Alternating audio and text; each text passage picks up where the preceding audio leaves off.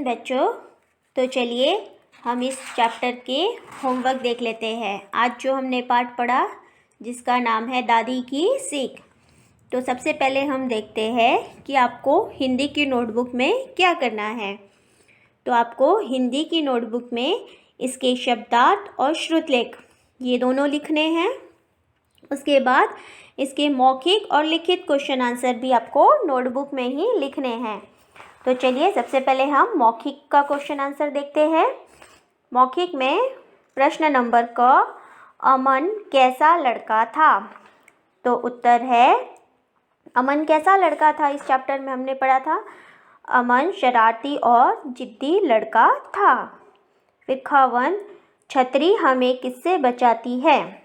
उत्तर है छतरी हमें बारिश और धूप से बचाती है। फिर ग वन, छतरी से हमें क्या सीख मिलती है।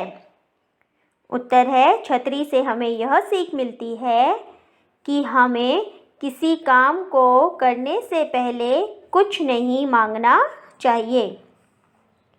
तो ये थे हमारे मौखिक। अब हम लिखित क्वेश्चन आंसर देखते हैं। लिखित में क वन, साक्षी ने अमन को क्या समझाया। साक्षी ने अमन को समझाया कि यदि बारिश में भीगोगे तो बीमार पड़ जाओगे। फिर ख वन, परिवार के सदस्य क्यों परेशान थे। उसका उत्तर आएगा अमन हर बात मनाने के लिए कुछ न कुछ अपनी मांग रखता था, इसलिए परिवार के सभी सदस्य क्या थे, परेशान थे। फिर नेक्स्ट क्वेश्चन है, उपहार देखकर अमन का मन क्या करने को कर रहा था। उत्तर है उपहार देखकर अमन का मन जल्दी से सब उपहार खोलने को कर रहा था। फिर घ वन, दादी ने उपहार देखने से पहले क्या कहा। उत्तर है दादी ने कहा जब तुम एक एक उपहार खोलकर उससे मिलने वाली सीख पर 4 पंक्तियाँ बोलोगे तभी उपहार खोले जाएंगे। तो ये थे हमारे क्वेश्चन आंसर। ये सारे आपको नोटबुक में करना है। अब हम देखते हैं कि आपको परिवेश बुक में कौन कौन सी एक्सरसाइज करनी है। तो आपको हिंदी परिवेश में पेज नंबर 92 से जितनी भी एक्सरसाइज दी है वो सब टेक्स्ट बुक में ही करना है। तो चलिए हम एक एक एक्सरसाइज करते हैं। सबसे पहले प्रश्न नंबर 2, किसने कहा रेखा खींचकर बताइए। तो बच्चों यहाँ पे आपको सेंटेंस दिए हुए हैं और उसके सामने चित्र दिए हुए हैं। तो ये जो सेंटेंस है वो इस पार्ट में किसने कहा था वो हमें उससे मिलान करना है। तो चलिए फर्स्ट वन देखते हैं, यदि बारिश में भीगोगे तो बीमार पड़ जाओगे। यह किसने कहा था, अमन की बहन ने, साक्षी ने। तो देखिए सबसे लास्ट में साक्षी का चित्र बना हुआ है, तो इस वाक्य को साक्षी से मिला दीजिए। फिर ख वन, छतरी हम सबको धूप से राहत देती है। यह वाक्य किसने कहा था, अमन ने। तो देखो अमन का चित्र बना हुआ है, तो इसे हम अमन से मिला देंगे। फिर लास्ट ग वन, तुम भी छतरी की सीख अपनाओ। यह किसने कहा था इस पार्ट में, दादी ने। तो दादी का चित्र बना हुआ है सबसे फर्स्ट नंबर पे, तो हम उसे उससे मिलान कर देंगे। ये था हमारा प्रश्न 2। अब नेक्स्ट क्वेश्चन, भाषा की बात। सही उत्तर पर राइट का निशान लगाइए और खाली स्थान भरिए। तो बच्चों यहाँ पे आपको क्या करना है, फिलिंग द ब्लैंक्स में लिखना भी है और जो आंसर राइट है उस पर आपको टिक भी करना है। तो फर्स्ट वन किया है, देखिए घर में खूब मौज मस्ती हुई। तो फिलिंग द ब्लैंक्स में यहाँ पे लिखा भी है और जो राइट आंसर था उसको टिक भी किया है। अब हम सेकेंड वन करते हैं, सबने अमन को तरह तरह के डैश दिए। ऑप्शन है उपहार, डिब्बे और दंड।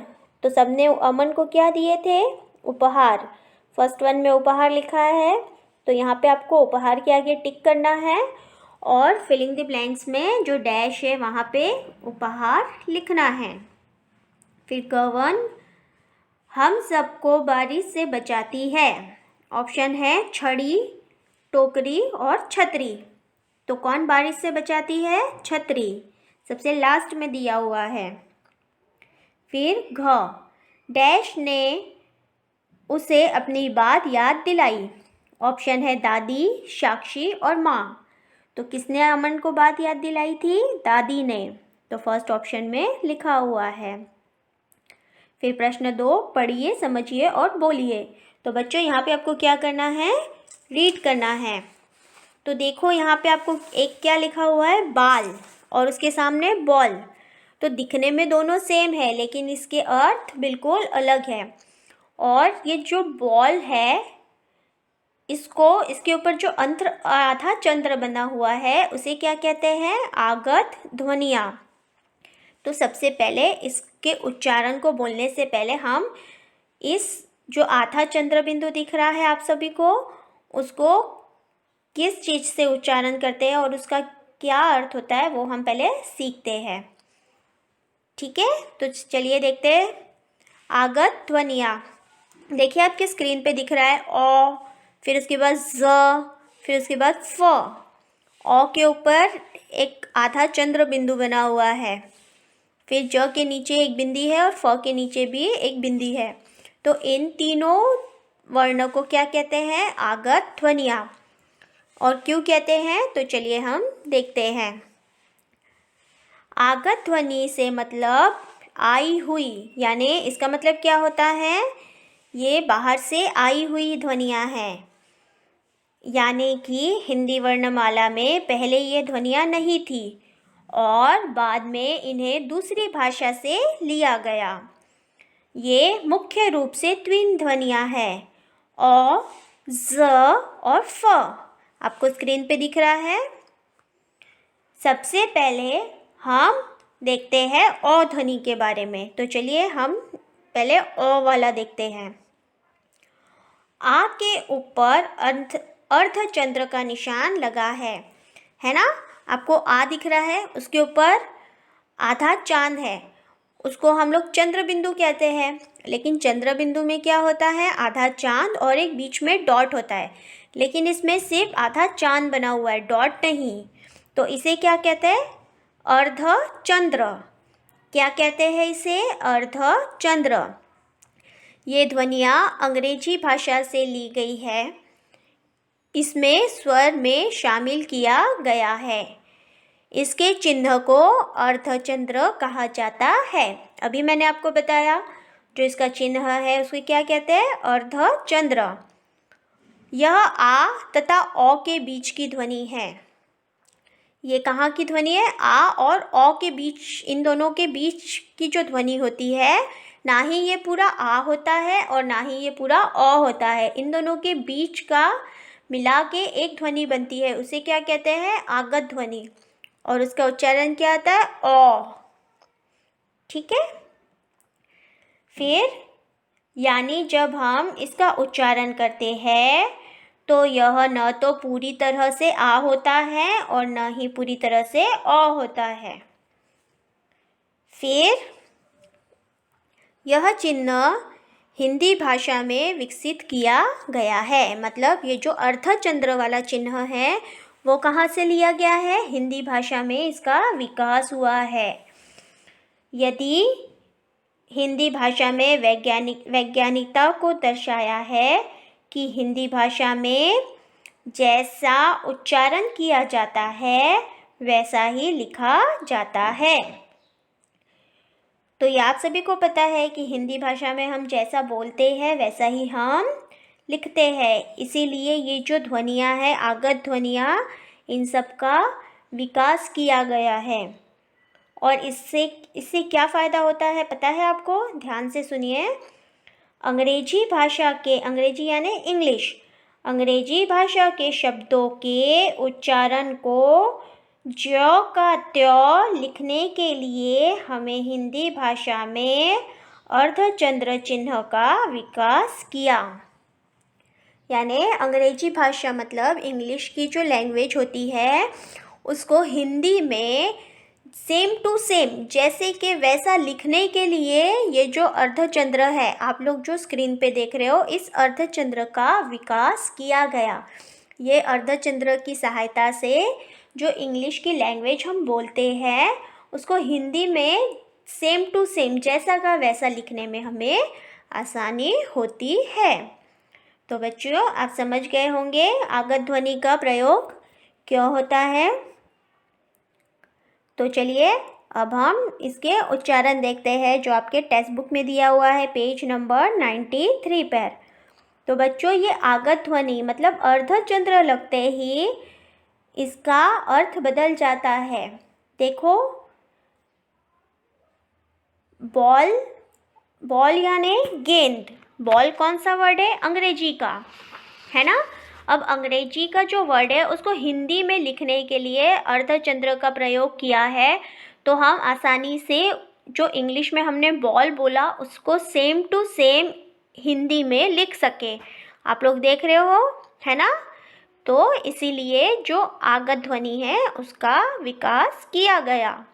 अब उसके सामने देखिए बाल लिखा है, बाल यानी सिर के बाल। तो दोनों में कितना फ़र्क है, अर्थ उनका बदल गया। फिर नीचे है कॉफ़ी, कॉफ़ी यानी हम जो पीते हैं वो, और ये कॉफ़ी वर्ड क्या है? इंग्लिश का वर्ड है। अब इसको हमने हिंदी में कितने आसानी से लिख लिया। और उसके सामने काफ़ी, काफ़ी यानी पर्याप्त है। फिर नेक्स्ट है हॉल, हॉल भी इंग्लिश का वर्ड है। हॉल यानी बड़ा सा कमरा। और इसके सामने हाल, हाल यानी तबीयत। फिर नेक्स्ट है डॉल, डॉल यानी गुड़िया। डॉल भी इंग्लिश का वर्ड है ना। उसको हमने हिंदी में कितनी आसानी से लिख लिया है आगत ध्वनियों के माध्यम से। फिर नेक्स्ट है उसके सामने लिखा हुआ है डाल, डाल यानी टहनी। तो बच्चों और जो है आगत ध्वनि के बारे में आपको मैंने अभी बताया, इसके प्रयोग से क्या होता है? अर्थ बदल जाता है। और इसका प्रयोग क्यों किया जाता है? ताकि जो इंग्लिश के वर्ड है उसको हम हिंदी में जैसे के वैसे सेम टू सेम लिख सकें। जो हम उच्चारण करते हैं वही सेम हम लिख सकें, हमें हिंदी में लिखने में आसानी हो, इसलिए इन ध्वनियों का उच्चारण करते हैं।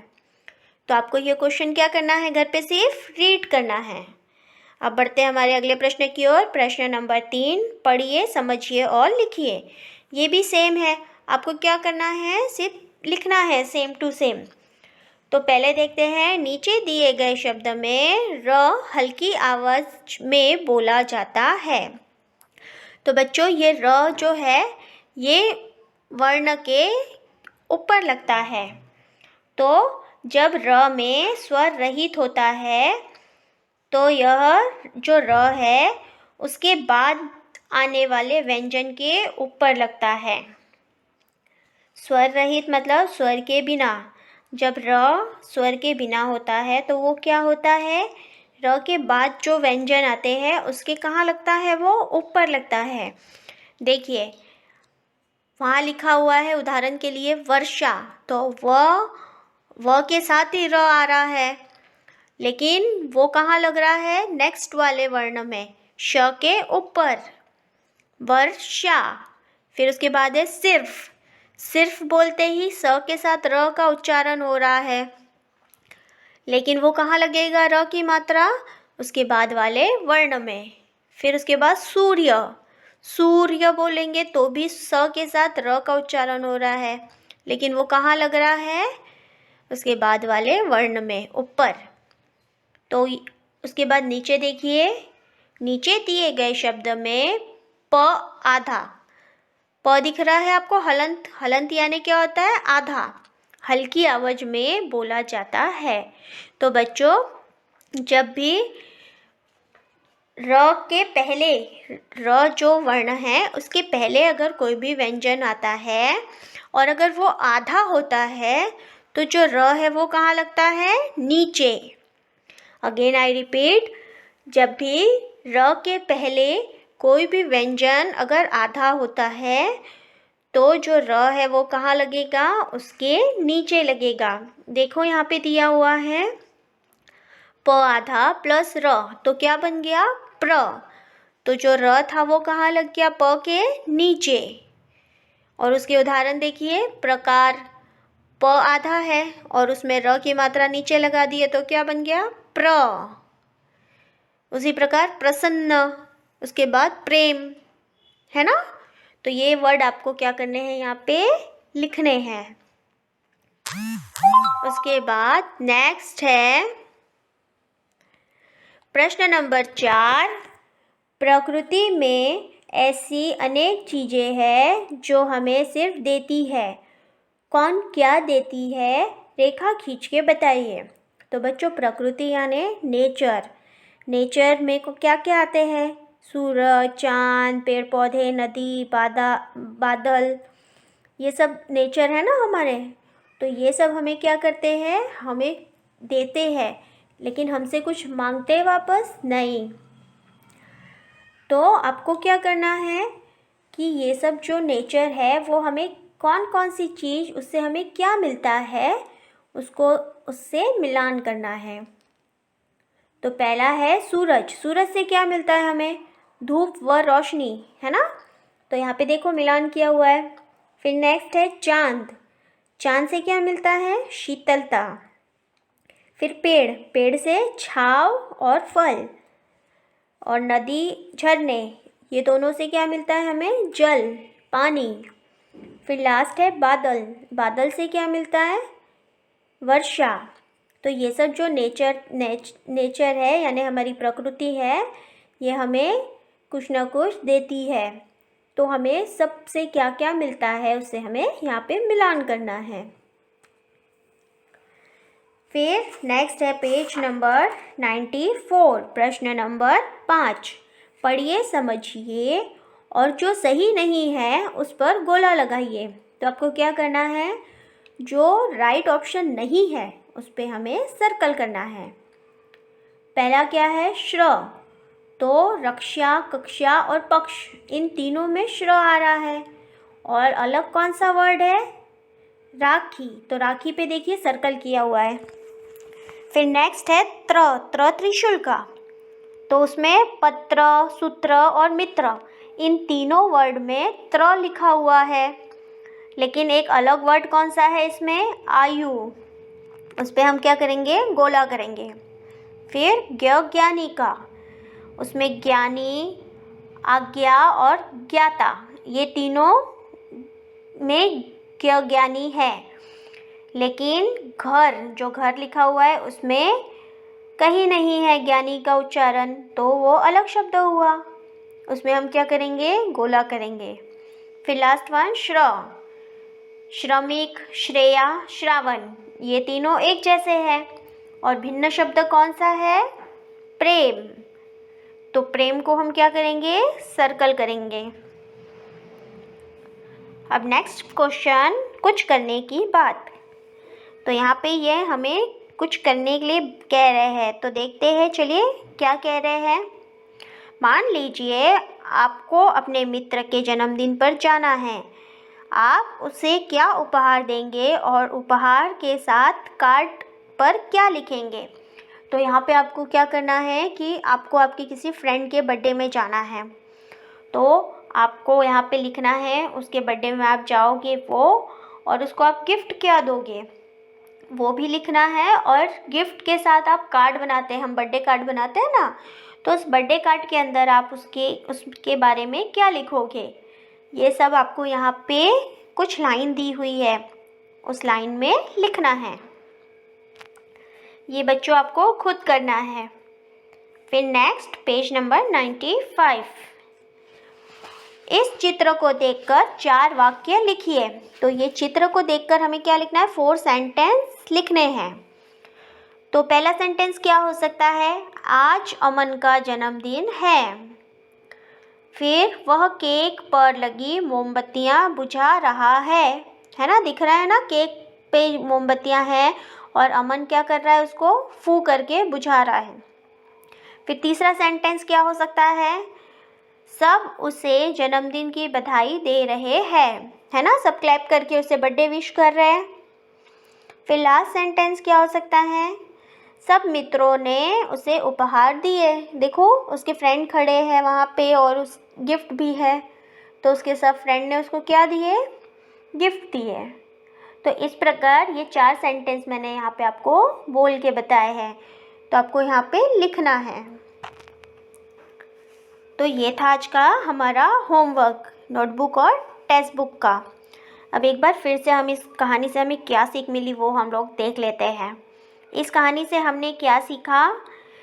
कहानी हमें यह शिक्षा देती है कि कभी भी हमें जिद नहीं करना चाहिए, बड़ों का कहना मानना चाहिए और कभी किसी काम को करने से पहले कुछ भी नहीं मांगना चाहिए।